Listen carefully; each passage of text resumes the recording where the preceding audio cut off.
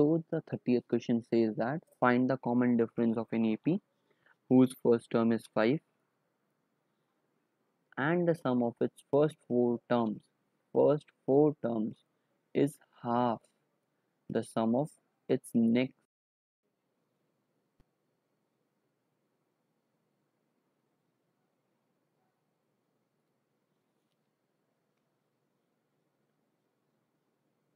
Now the common difference of AP would be D. We all know that the first term, that is A equals to 5, it is already given in the question. Now the condition says that the sum of first four terms is half the sum of next four terms. It is already given in the question. So what we have to do is we have to expand it right now.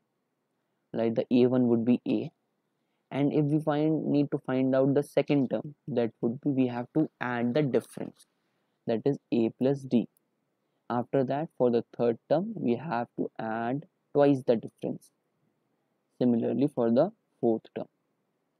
Now expanding it on the right hand side, that would be A plus 4D plus A plus 5D plus A plus 6D plus A plus 7D into half.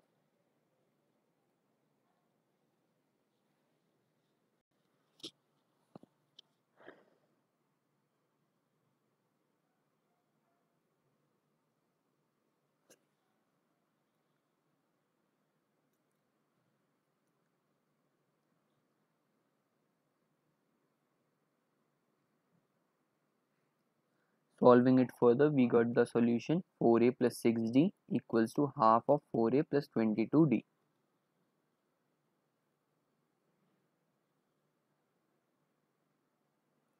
If we calculate it further, we will get it in a term of A and D, that would be 10D